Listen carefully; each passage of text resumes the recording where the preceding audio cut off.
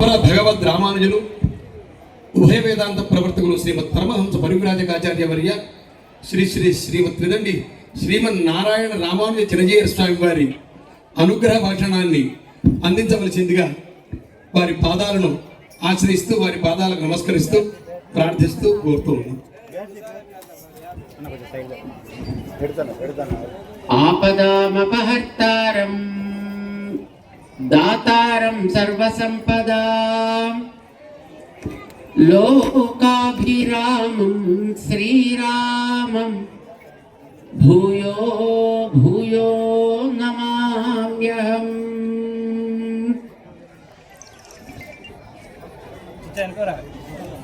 జై శ్రీమన్నారాయణ. ప్రియ భగవద్ బంధువులారా, ఒకసారి నామం పాడదాం అందరం కలిసి. మేము అంటాం ఒకసారి, మీరందరూ అందరూ జై శ్రీమన్నారాయణ జై శ్రీమన్నారాయణ.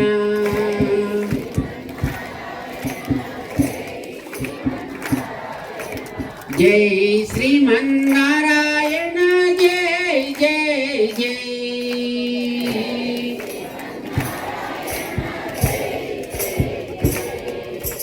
జై శ్రీమన్నారాయణ జై శ్రీమన్నారాయణ.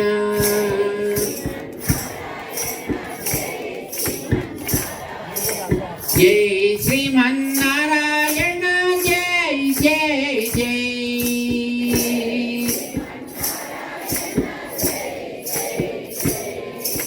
జై శ్రీమన్నారాయణ జై శ్రీమన్నారాయణ.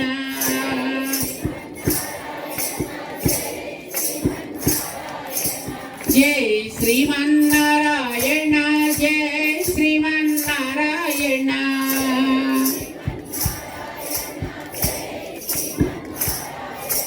జై శ్రీమన్నారాయణ జై జై జై.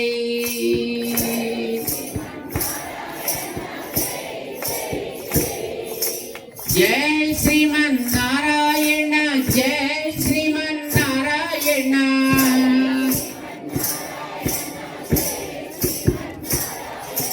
జై శ్రీమన్నారాయణ జై జై జై.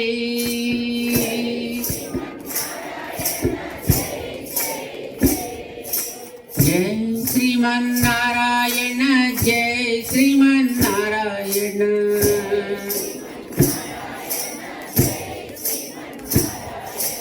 జై శ్రీమన్నారాయణ జై జై జై.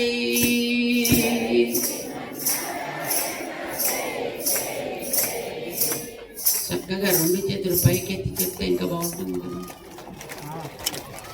జై శ్రీమన్నారాయణ జై శ్రీమన్నారాయణ. హరే జై శ్రీమన్నారాయణ జై జై జై.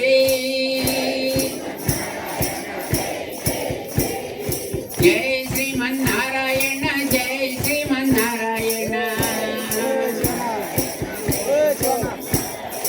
జై శ్రీమన్నారాయణ జై జై జై.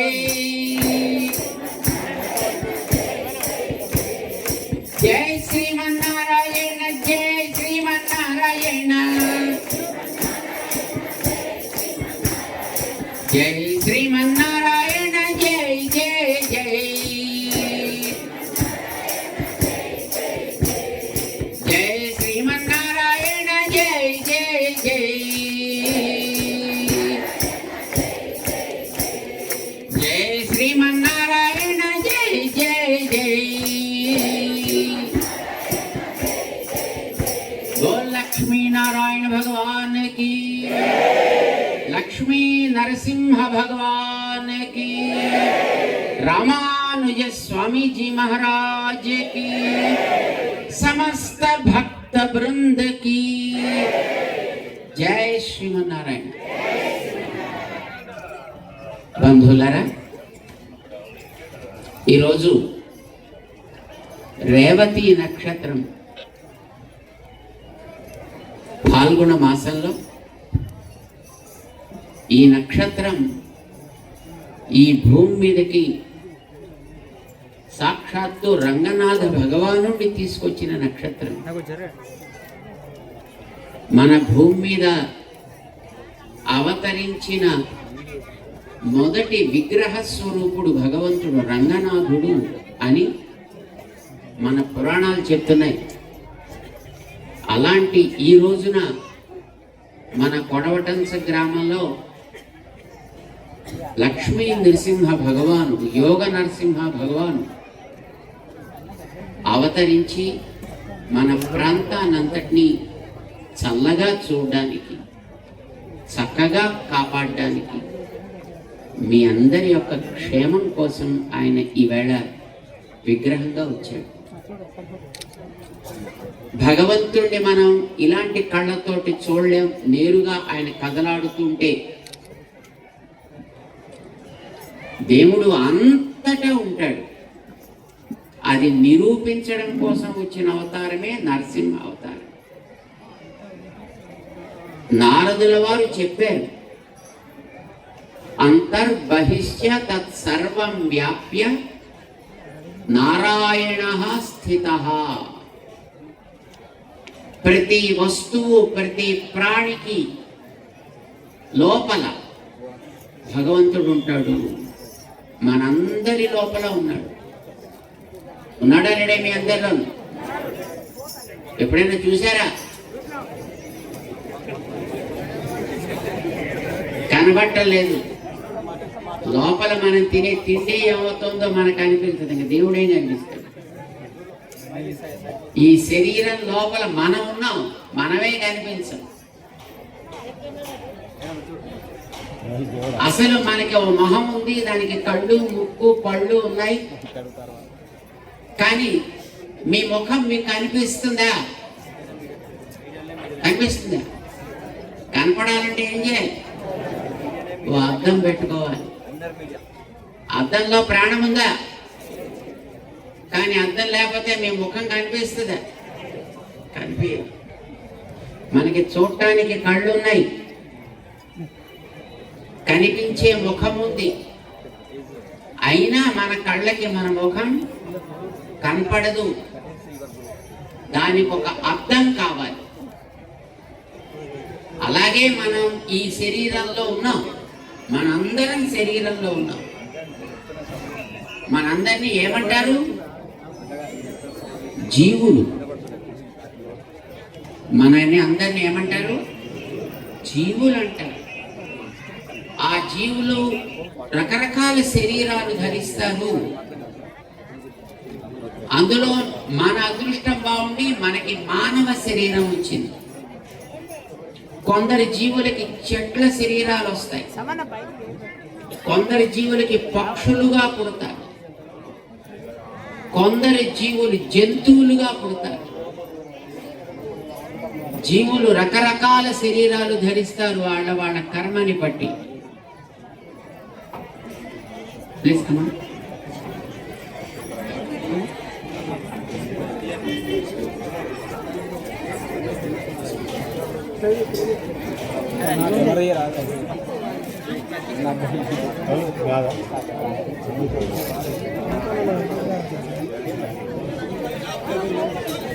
మన శరీరాలు మనం కోరుకుంటే రాలేదు. మీకు ఎవరికైనా వచ్చాయా? మీరు ఎవరైనా కోరుకున్నారా? మీ అమ్మగారి దగ్గరికి, నాన్నగారి దగ్గరికి వెళ్ళి నాకు అమ్మ ఈ శరీరాన్ని ఇప్పించు అని? లేదు. మనకే కాదు, ఎవ్వరికీ వాడు కోరుకున్నట్టుగా రావు శరీరాలు. వీటిని ఇచ్చేవాడు ఎవడ ఉన్నాడు? తస్య కర్తారం అపి మాం విద్ధి. భగవద్గీతలో చెప్పాడు స్వామి, నేనే ఈ జీవులందరికీ శరీరాలని ఇస్తా. కొందరికి దేవ శరీరాలు ఇస్తాడు, అవి మనకు కనిపించవు. కొందరికి మానవ శరీరాలు ఇస్తారు. మనందరం అలా వచ్చిన వాళ్ళు. రంగులు మనవి వేరు కావచ్చు. కొందరు తెల్ల రంగులో ఉండొచ్చు, కొందరు నల్ల రంగులో ఉండొచ్చు. రంగులు మారినా నిలువుగా నడిచే ప్రాణులందరూ మానవులే. భాషలు వేరు వేరు మాట్లాడచ్చు, మనందరినీ మనుషులు అని అంటారు. ఇవి కూడా నేనే ఇస్తా అని చెప్పాడు భగవంతుడు. కొందరి జీవులకి జంతువుల్లాగా పక్షుల్లాగా శరీరాలు ఇస్తాడు ఆయన. అడ్డంగా తిరిగేవి అని అర్థం. వాడు నేల మీద తిరిగితే జంతువులు అంటాం, ఆకాశంలో తిరిగితే పక్షులు అంటాం, కొన్ని నీళ్లలో తిరుగుతాయి. అది నీరా, నేల, నింగ ఏదైనా కావచ్చు. అడ్డంగా తిరిగే ప్రాణులు తిరియక్కులు అని అంటారు. వాటిని ఏమంటారు? తిరియక్ జాతి. మనమందరం నిలువుగా తిరిగేవాళ్ళం. అయితే మనలో కూడా అడ్డంగా నడిచేవాళ్ళు కొందరు ఉంటారు. అడ్డంగా తిరుగుతారు, గాడిదలా తిరుగుతారు. అలాంటి వాళ్ళని అడ్డగాడిదలు అంటారు. కానీ మనం నిలువుగా నడుస్తాం. ఆ నిలువుగా నడిచే అందరం మనుషులు. అడ్డంగా తిరిగేవన్నీ కూడా జంతువులు, తిరియక్ జాతి. కొందరు జీవులకి భగవంతుడే కదలని రూపాలు ఇస్తాడు. ఇప్పుడు అక్కడ 2 చెట్లు ఉన్నాయి, మనం చూస్తున్నాం. అందులో కూడా జీవులు ఉన్నారు. కానీ వాళ్ళకి వాళ్ళు చేసుకున్నటువంటి పూర్వపు కర్మ ప్రభావం చేత వాళ్ళంతట వాళ్ళు తిరగడానికి అవకాశం లేని శరీరాలు వచ్చాయి. అయితే అందులో ప్రాణాలు ఉన్నాయి, అందుకే పెరుగుతున్నాయి. రాళ్ళు ఉంటాయి, అవి ప్రాణాలు లేవు, ప్రాణాలు కనిపించవు మనకి. కదలకుండా పడి ఉంటాయి, వాటంతట తిరుగుతాయి తప్ప.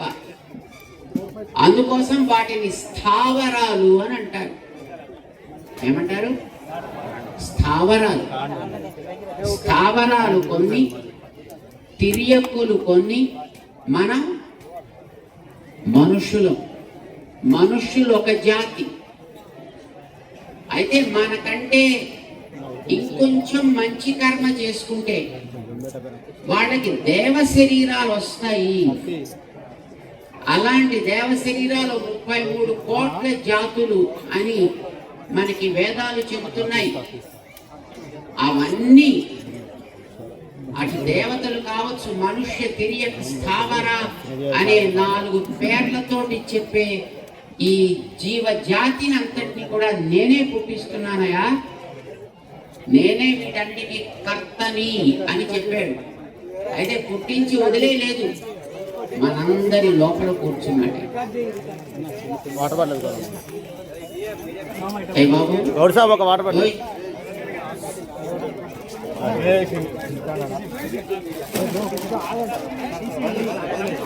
హలో,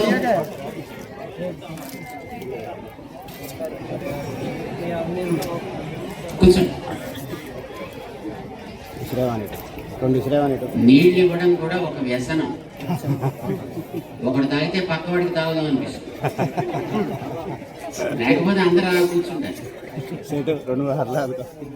కావాలంటే పక్కకు వచ్చి ఒకటి తాగుతారు. సరే, ఇప్పుడు ఇవ్వకండి ఎవరికి.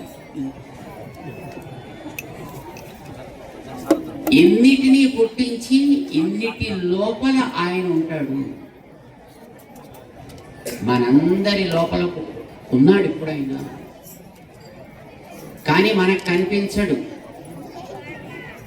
ఒక అద్దం పెట్టుకుంటే తప్ప నీ కళ్ళున్నా నీ ముఖం నీకు ఎట్లా కనిపించదో, మన లోపలుండే దేవుడు మనకి కనిపించాలి అంటే మనకు కూడా ఒక అద్దం కావాలి. ఏదా అద్దం? దాని పేరే విగ్రహము. అది లేనిదే మనకి దైవ దర్శనం అనేది కాదు. అద్దంలో ప్రాణం ఉండదు, అయినా నీకు అదే కావాలి. నీ కంటిలో ప్రాణం ఉంటుంది, నీ ఒంటిలో ప్రాణం ఉంటుంది. అద్దంలో ప్రాణం ఉండకపోయినా అది లేకపోతే నీకు కనిపించనట్టు.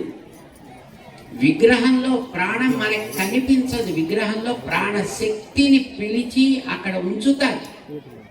ఇప్పుడు మన అయ్యగారులంతా చేసింది లోపల అదే పని. ఆ అది కూడా ఒక రాయి. కానీ ఆ రాతిని ఈ లోపలుండే దైవం కనిపించ వీలయ్యే ఒక అద్దంలాగా దాన్ని మలుస్తారు. మీలో ఎంతమంది అద్దాలు వాడతారు రోజును? అద్దాలు ఎంతమంది వాడతారు? అందరూ వాడతారు. ఆ అద్దం దేంతో తయారు చేస్తారో తెలుసునా? వాడతాం తప్ప దేంతో తయారు చేస్తే మాకేందండి? వాడుకోవడం కావలసింది కానీ తెలియాలి. మనకి నేల మీద గులకరాళ్ళు దొరుకుతాయి, తెలుసునా మీకు? బొమ్మరాళ్ళు. అలాంటి రాళ్ళని కరగబెడతారు. 1400 డిగ్రీల సెంటిగ్రేడ్ దగ్గర కరగబెడతారు దాన్ని. అలా కరగబెట్టి దాన్ని అద్దం కింద చేస్తారు. దాని వెనకాతల ఒక పాదరసపు పూత పూస్తారు. అప్పుడు నీ ముఖం దాంట్లో కనిపిస్తుంది. అది కూడా రాయే. కానీ ముఖం కనిపించాలంటే అదే కావాలి. అది లేనిదే మనకు కనిపించదు. అలానే ఈ లోపల ఉండే దైవాన్ని నువ్వు చూసుకోవాలి అని అంటే నీకు కూడా ఒక అద్దంలాగా విగ్రహం కావాలి. అది కూడా రాయే. కానీ దాన్ని ఒక ఆకారంలోకి మలుస్తారు. దానికి ఒక రూపాన్ని కల్పిస్తారు. అప్పుడు దాని మీద మంత్రములని పూస్తారు. దాన్ని ఒక మంత్ర పూతగా చేస్తారు దాన్ని. అప్పుడు నీ ముఖం దాంట్లో కనిపిస్తుంది. ఆలయం దగ్గరికి వెళ్ళగానే మనం ఏం చేస్తాం? దేవుడి ముందర నిలబడ్డప్పుడు మిమ్మల్ని దేవుడి దగ్గర నిలబడ్డప్పుడు ఏం చేస్తాను మీరు? ఆ మొక్కి తర్వాత ఏం చేస్తారు? చేతులు జోడించాక ఏం చేస్తారా?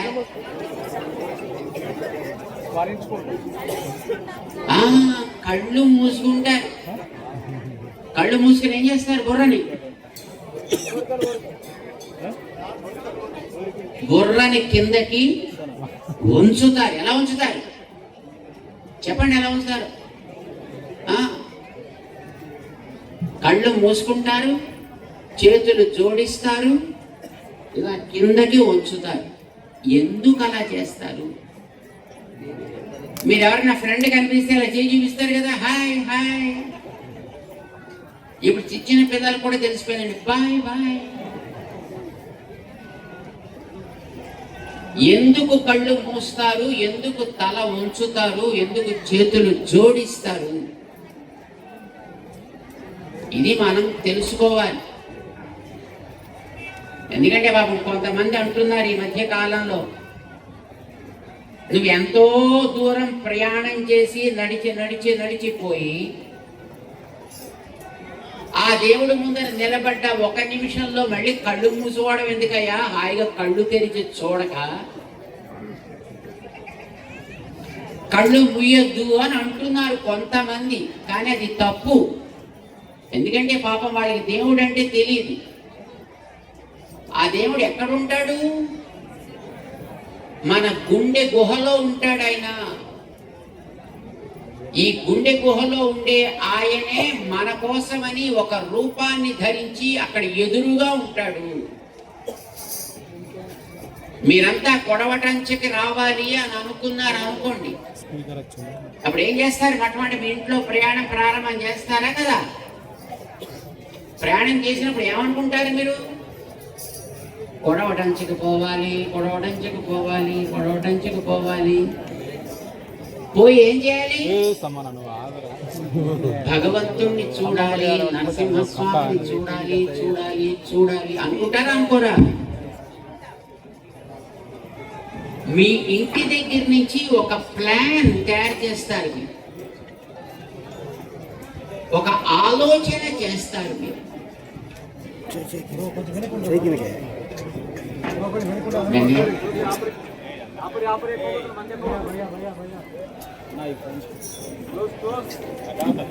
ఫోన్లు తెలంగాణ రాష్ట్ర శాసనసభ స్పీకర్ గౌరవనీయులు గడ్డం ప్రసాద్ గారికి సుస్వాగతం. స్వామివారు తమ శ్రీహస్తములతో స్పీకర్ గారు శ్రీ గడ్డం ప్రసాద్ గారిని సత్కరించారు. జై శ్రీమన్నారాయణ.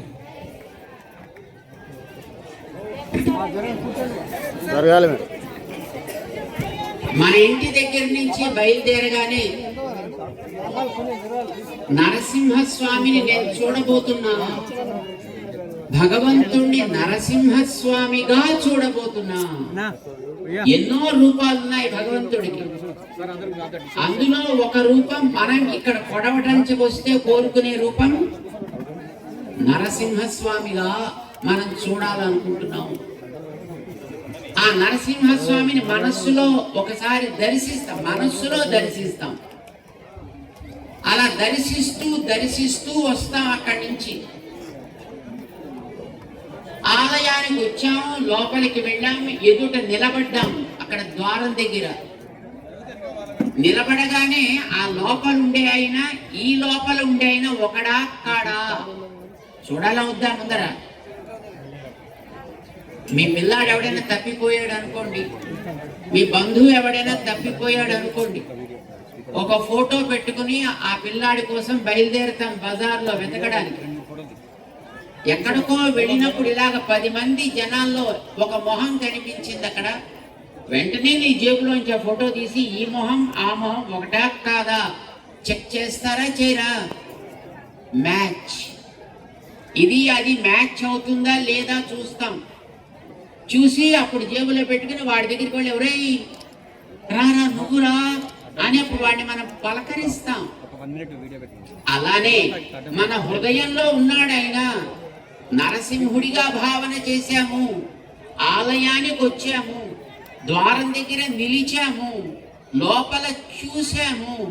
అరే ఆయనే ఇక్కడ ఉన్నాడు, ఆయనే ఇక్కడ ఉన్నాడో లేడో చెక్ చేయడానికి ఒక్కసారి తల ఉంచుతాము, కళ్ళు మూస్తాము, చేతులు జోడిస్తాము. ఈ చేతులు జోడించడాన్ని ఏమంటారో తెలుసునా? అంజలి. ఏమంటారు దీన్ని? అంజలి ముద్ర అంటారు. అంజలి అని అంటే అర్థం అది లోపలుండే భగవంతుణ్ణి పలకరించేట్టు చేస్తుంది. ఆ లోపలుండే దేవుణ్ణి కూడా కరిగిస్తుంది. మనం తెలుసో తెలియకో ఎన్నో పాప పనులు చేస్తుంటాము. అప్పుడప్పుడు పొరపాటున మంచి పనులు కూడా చేస్తాం. కానీ కావాలని చేసేవన్నీ పాప పనులే. ఇలాంటి పనులు చేసి మనం ఆయన ముందర నిలబడితే ఆయనకి మనం చూడగానే ఏమనిపిస్తుంది? ఒళ్ళు మండుతుంది.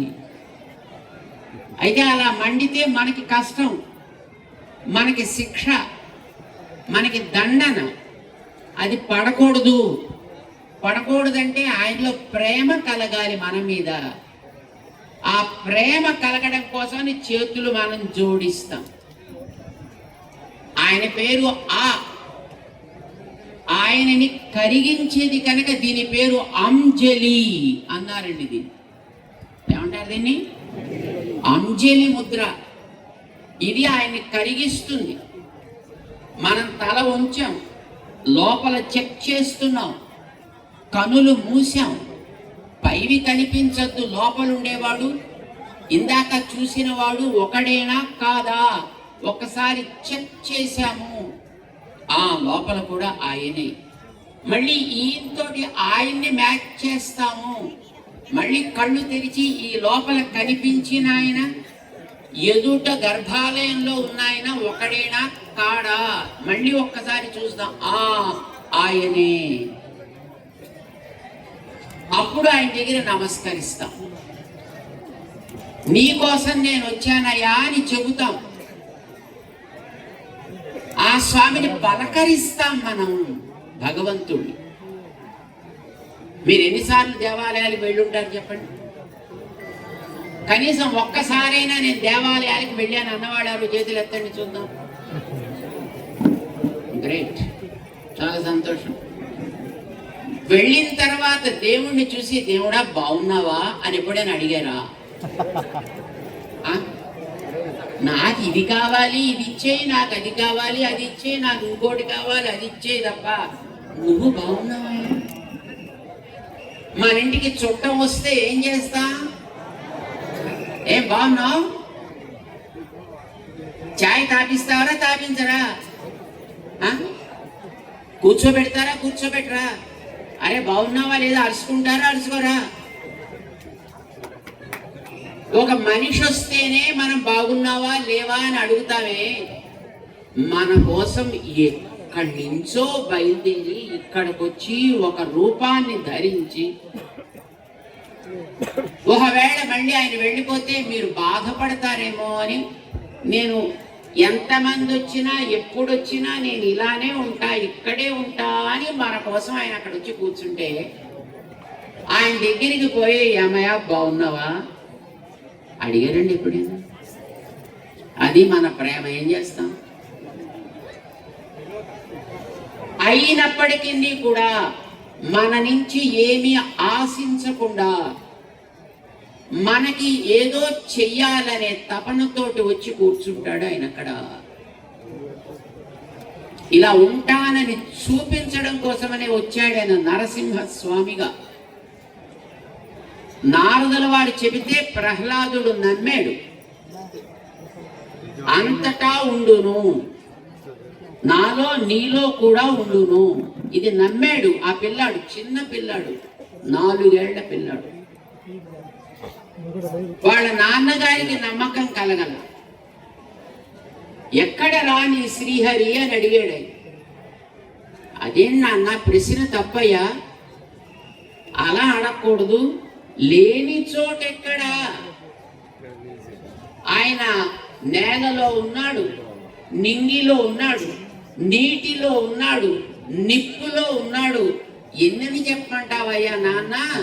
ప్రేమించే నాలో ఉన్నాడు, ద్వేషించే నీలో కూడా ఉన్నాడు.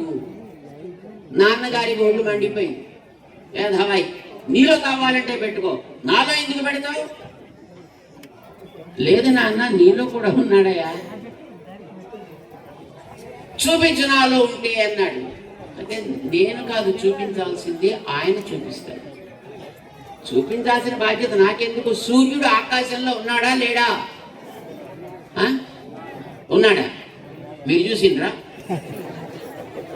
అరే మీరు పెండాల కింద కూర్చుని ఉంటారా? అక్కడ కూర్చున్నా ఆయన కనిపిస్తుండే. కానీ ఆకాశంలో ఉన్న సూర్యుడిని ఎవడు చూపించాల్సిన అవసరం లేదు. ఎవడి మటుకు వాడే బుర్ర పైకెత్తితే కనిపిస్తాడు, పైన ఆచ్ఛాదన లేకపోతే కనిపిస్తాడు, నువ్వు కళ్ళు మూసుకోకుండా ఉంటే కనిపిస్తాడు. ఆయన్ని చూపించడానికి ఎవడు ఏం చేయాల్సిన అవసరం లేదు. దేవుణ్ణి చూపించడానికి నేనెందుకు నాన్న చూపించడం? నువ్వే చూడొచ్చు. ఎందెందు వెదకి చూచినా అందందే కలడు చక్రి. అన్నిట్లోనూ ఉంటాడంట వేదవాయ్. నేనే స్వయంగా కట్టిస్తా ఒక స్తంభం. ఎవడైనా కడితే అందులో కన్నం పెట్టి కట్టచ్చు. ఎవరినైనా కనుక కట్టమంటే అందులో గ్యాప్ పెట్టేసి అలా కట్టేస్తే అందులో వచ్చి దాక్కుంటాడేమో ఆయన. నేనే స్వయంగా కట్టిస్తానని కుర్చీ వేసుకుని కూర్చుని తన సభలో మధ్యలో గాలి కూడా చొరటానికి వీల్లేనంత పక్కాగా కట్టించాడు ఒక స్తంభాన్ని హిరణ్యకశిపుడు. ఎరా అంతటా ఉంటాడన్నా ఇందులో చూపిస్తావా? ఆయన లేని చోట్లేదు నాన్న. ఒరే పిచ్చోడా, నేనురా కట్టించింది ఇది, ఇందులో ఎక్కడ గ్యాప్ అనేది లేదురా. ఇప్పుడు చెప్పు. ఆయనకి గ్యాప్ గీపు ఏం అక్కర్లేదు నాన్న, ఆయన అంతటా ఉంటాడు. ఒళ్ళు మండింది నాన్నగారికి. ఆ స్తంభాన్ని ఒక్కసారి చరిచాడు ఆయన. మన ఆలయంలో ఒక పక్కన ఆండాళ్ళమ్మ ఉంది. ఆ ఆండాళ్ళమ్మ పక్కన నమ్మాళ్ళవారిని ఆయన కూర్చున్నాడండి ఇలా ముద్ర పెట్టి. ఆయన కొన్ని పాటలు పాడాడండి, ఆయన తమిళంలో పాడాడు. ఆ పాటల్లో చెప్పాడు, హిరణ్యకశ్యపుడు తానే స్వయంగా నిర్మించుకున్న స్తంభాన్ని ఒక్కసారి ఇట్లా తడితే అంగ్ అప్పుడుదే అవన్ వియత్ తోన్రియ ఎన్ సింగపిరాన్ అంటారు. అంగ్ అప్పుడుదే, ఎక్కడ తట్టాడో అక్కడే, ఎప్పుడు తట్టాడో అప్పుడే అందులోంచే బయటికి వచ్చాట నరసింహస్వామిగా. 2 మాటలు చెప్పారు అక్కడ, అక్కడే అప్పుడే. ఎందుకండి ఆ మాటలు? ఏం చేస్తాం, మనుషులు చాలా తెలివైన వాళ్ళు కదా, మనుషులు చాలా ఏమంటారు మీరు మీ భాషలో, అంత చాలు. అది తెలివైన వాళ్ళు కనుక ఇక్కడ తడితే అక్కడి నుంచి కాకుండా ఇంకో పక్క నుంచి వచ్చాడు అనుకోండి, అక్కడి నుంచి వచ్చావు ఇక్కడ లేవు కదా అంటాడేమో అని భయం అంట. అందుకోసం ఎక్కడ తట్టాడో అక్కడి నుంచే, ఎప్పుడు తట్టాడో ఆ క్షణంలోనే. మరుక్షణంలో వస్తే పూర్వక్షణంలో లేవు కదా, ఇందాక క్షణంలో నువ్వు లేవు కదా, ఇప్పుడు వచ్చావు అని అంటాడేమో అని అప్పుడే అక్కడి నుంచే ఆయన వచ్చాడు. నీలో కూడా నేను ఉన్నానని చూపిస్తానయా అని ఈ లోపల ఉండేవాడిని చూపించాలంటే ఏం చేయాలి? తెరవాలి. ద్వారం తెరిస్తే కదండి కనిపించేది. హృదయంలో ఉండేటప్పుడు హృదయ ద్వారాన్ని తెరవాలని తెరిచాడు. ఆయన తెరిచేటప్పటికి పిచ్చోడు కాస్త చనిపోయి కూర్చున్నాడు. తెరిస్తే ఏమవుతుంది? ఇది ప్రాణం మాయ. ఆయన లేకపోవడం అనేది లేదు, అంతటా ఉంటాడు, అంతటా ఉంటాడు, అన్ని కాలాల్లో ఉంటాడు. కానీ మన కంటికి చేత కాదు చూడటం, మన కంటికి శక్తి లేదు చూడటానికి. మన కంటికి కొన్ని కనిపిస్తాయి, అన్నీ కనిపించవు. ఇప్పుడు ఇక్కడ మన మధ్య బోళ్ళని రూపాలు ఉన్నాయి, మీకు ఏమైనా కనిపిస్తున్నాయా ఆకాశంలో? కానీ మీ సెల్ ఫోను అందులో నెట్ ఓపెన్ చేస్తే కనిపిస్తాయండి రకరకాల బొమ్మలు. ఇవన్నీ అక్కడ ఫోన్లోంచి వచ్చాయా, ఆకాశంలోంచి వచ్చాయా? ఫోన్లోంచి రాలా, ఆకాశంలోంచి వచ్చాయి అవన్నీ. నువ్వు టీవీ ఆన్ చేస్తే దాంట్లో చాలా రకాల బొమ్మలు ఆడుతున్నాయా లేవా? అవన్నీ దాంట్లో పుడతాయేంటి? ఆ బాక్సులో అందులో పుట్టవు. ఇవన్నీ మొత్తం మన పైన ఉంటాయి, కానీ వాటిని అలా చూసే శక్తి మన కంటికి లేదు. అందుకోసమనే దాన్ని మార్చి చూపడానికి కోసం నీకు ఒక సాధనాన్ని పెట్టారు అక్కడ. ఆ సాధనం ద్వారా నువ్వు చూడాలి. అలాగే ఈ లోపల ఉండే దైవాన్ని, అంతటా ఉండే దైవాన్ని చూడగలిగే శక్తి మనకి లేదు కనుక మన శాస్త్రాలు, మన ఆగమాలు మనకు ఒక పద్ధతిని పెట్టాయి. నాయనా, నీ ముఖం నీకు కనిపించాలంటే ఒక అద్దం మీద నువ్వు ఎట్లా ఆధారపడాలో, ఈ లోపలుండే దైవాన్ని చూడాలంటే కూడా నీకు ఒక విగ్రహం కావాలి. విగ్రహం మీద ఆధారపడు. అయితే విగ్రహాన్ని ఎలా పెట్టాలో తెలియాలి. దానికి ఒక గర్భాలయం కావాలి, అర్ధమండపం కావాలి, ముఖమండపం కావాలి, పైన విమానం కావాలి, ముందు రాజగోపురం కావాలి, మధ్యలో ప్రాకారాలు కావాలి, ఆ మధ్యలో తిరిగే వరండాలు కావాలి. ఇవన్నీ ఉంటే అప్పుడు నీకు ఆ సన్నిధానం దైవానిది ఏర్పడుతుంది. ఇది ఒక అద్భుతమైనటువంటి విజ్ఞానం, ఇది ఒక అద్భుతమైనటువంటి సైన్స్ ఆలయం. అందుకోసమనే మన సమాజానికి ఇది చాలా అవసరమని, మనిషికి ఇది చాలా అవసరమని మన పెద్దలు చిన్న చిన్ని గ్రామాల్లో, పెద్ద పెద్ద నగరాల్లో ఆలయాలని ఏర్పాటు చేశారు ఈ సమాజపు రక్షణ కోసం. మనందరికీ తెలుసు, మనిషికి అహంకారం ఎక్కువ. ఒప్పుకుంటారా ఒప్పుకోరా? అన్ని పాడు చేసే లక్షణాలు ఎవరివి? మనిషివే. నీళ్ళని పాడు చేసేది ఎవరు? చెట్లని నరికేదెవరు? పక్షుల్ని కొట్టేదెవరు? జంతువుల్ని చంపేదెవరు? అబద్ధాలు ఆడేదెవరు? ఏ సుగుణం చెప్తే అదంతా మనిషి. మిగతా జంతువులు ఏమైనా చేస్తాయి ఇలాంటి పాడు పనులు. అందుకే కంట్రోల్ అనేది మనిషికే కావాలి. మిగతా ప్రాణులకి కంట్రోలింగ్ ఏం అవసరం లేదండి. మనిషికే ఈ కంట్రోల్ అవసరం. కానీ ఇది తెలియక మానవ సేవయే ఎంతమందికి తెలిసింది? ఎంతమందికి నచ్చుతుంది? ఇది ఎంతమందికి నచ్చుతుంది? నిజమా? అదే వచ్చిన పెద్ద ప్రమాదం. మానవ సేవయే అంటే మాధవుడికి ఇంకోటి ఏమి ఇష్టం లేదు. ఇందాక మీరే చెప్పారు, పాడు పనులని చేసేవాడు ఎవడు? మనిషేనా? అలాంటి మనిషికి సేవ చేస్తేనే మాధవుడికి ఆనందం అండి. అన్ని ప్రాణులు మాధవుడి సంతానమేనా కాదా? అవునా కాదా? చెట్లు, పక్షులు, జంతువులు నువ్వు పుట్టించావా? ఎవరు పుట్టించారు వీటన్నిటిని? భగవంతుడు. మరి అన్ని భగవంతుడి సంతానం అయితే మానవ సేవ ఒక్కటే భగవంతుడి సేవ అంట. అంటే మిగతా వాటిని నువ్వు నాశనం చేయొచ్చా? చేస్తే ఆయన సంతోషిస్తాడా? అవన్నీ చేసే పని నువ్వేనా కాదా? అవునా కాదా? ఇప్పుడు చెప్పండి, అలాంటి మానవ సేవ చేస్తేనే మాధవుడు సంతోషిస్తాడా? మన బుర్రలు పాడు చేశారు ఈ సమాజంలో.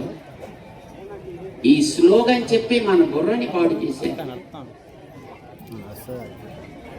నిజానికి మానవ సేవ ఒక్కటే మాధవుడి సేవ కాదు. నువ్వు నేలని క్లీన్ గా పెట్టినా మాధవుడి సేవే, నీళ్లని పవిత్రంగా వాడినా మాధవ సేవే, చెట్టుని పవిత్రంగా అట్టే పెట్టిన మాధవ సేవే, గాలిలో కాలుష్యం కలపకుండా అట్టే పెట్టిన మాధవ సేవే. అవునా కదా? మానవ సేవయే మాధవ సేవ కాదు. మరెలా ఉండాలి? మాధవ సేవ అనే భావనతోటి అన్ని ప్రాణుల్ని కాపాడవయా. జంతువుల్ని కాపాడు, పక్షుల్ని కాపాడు, చెట్లని కాపాడు, నీళ్లని మంచిగా వాడు, నేలని పవిత్రంగా అట్టే పెట్టు, నువ్వు పవిత్రంగా ఉండు. అవునా కాదా? అంటే అప్పుడు ఏమనాలి?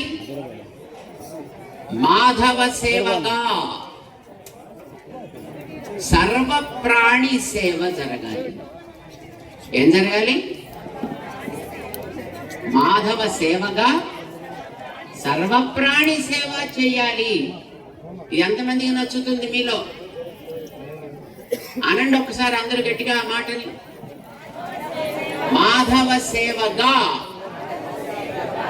వినపట్టలే? మీరెవరు భోజనాలు చేసినట్లేదు ఇంకా. అది అందుకే ఓపిక రావట్లేదు. అంటే మీకు భోజనం బాగా దిగుతుంది. మాధవ సేవగా సర్వప్రాణి సేవ, ఇది మనం చేయాల్సిన పని. అది మనకి నేర్పడం కోసం వచ్చిందే ఆలయం. అంటే ఆలయం అంత పవిత్రమైనటువంటి స్థానం కనుకనే మన పూర్వులు పెద్దలు ఆలయాలకి పొలాలిచ్చి, పుట్రలిచ్చి, పైసలిచ్చి, ఆభరణాలిచ్చి ఆలయాలని పోషించారు.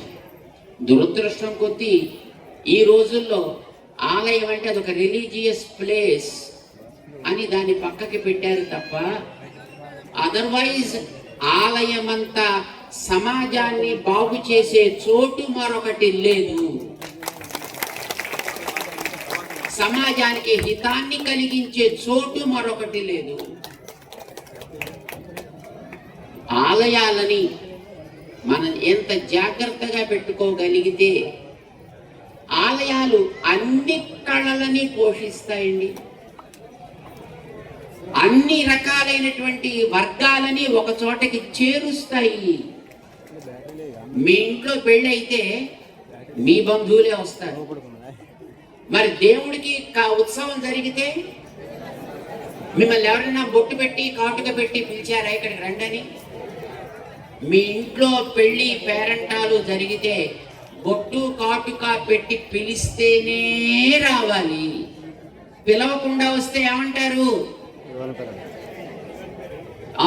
పిలవని పేరంట, ఎందుకు వచ్చినావు అంటారు. కానీ ఆలయానికో ఎవరైనా పిలవాలా? ఎవరు పిలవక్కర్లేదండి. రాకపోతే అడుగుతారు, ఏందయ్యా మా ఊళ్ళో ఇంత పెద్ద జాతర జరిగింది, నువ్వు రాకపోతివి అంటారా అనరా? ఇది ఆలయం అంటే. సమాజంలో కుల, జాతి, వర్ణ, వర్గ, లింగ భేదం లేకుండా అందరినీ ఒక చోటకి తేగలిగేది, అందరిలో వినయాన్ని ఇవ్వగలిగేది, అహంకారాన్ని కంట్రోల్ చేయగలిగింది ఏదైనా ఒక ప్లేస్ ఉందంటే అది ఆలయం. ఇప్పుడు ఇక్కడ చూడండి, మీరందరూ పాపం పెద్ద పెద్దోళ్ళు, మీ ఇళ్లలో హాయిగా ఏసీలు వేసి కూర్చుంటారు మీరు సోఫాల్లో. కానీ ఇక్కడికి వస్తే చూడండి ఎట్లా కూర్చుంటారు మీరంతా. ఈ పక్కన ఆయన సంపత్రావు గారు పాపం చిన్న కుర్చీలో కూర్చున్నారు. ఈ పక్కన మా స్పీకర్ గారు ఎంతో మంది మినిస్టర్స్ ని, ఎమ్మెల్యేస్ ని కంట్రోల్ చేసి ఆయన వినయంగా కూర్చున్నాడు. ఆ పక్కన ఓ ఎమ్మెల్యే గారు, ఆ పక్కన కలెక్టర్ గారు, ఆ పక్కన ఎస్పీ గారు, ఆ పక్కన మా వికాస్ తరంగిణి ప్రెసిడెంట్ గారు. ఆలయం దగ్గర తరతమ భేదాలు ఉండవు. దేవుడి ముందర సర్వము సమానమే. దేవుడు అందరినీ సమానంగానే చూస్తాడు. దేవుడి దగ్గరికి వెళ్ళాము అనే భావన మనలో కలిగితే అందరినీ మనం గౌరవించగలిగే వినయం మనలో ఏర్పడుతుంది. మనిషిని కంట్రోల్ చేయగలిగే ప్లేస్ మన సమాజంలో ఆలయం మాత్రమే. అందుకే ఆలయ పరంపర, ఆలయ సంప్రదాయం. నువ్వు ఆలయంలో ఏ రూపంలో దేవుణ్ణి చూస్తావో అది నీ ఇష్టం.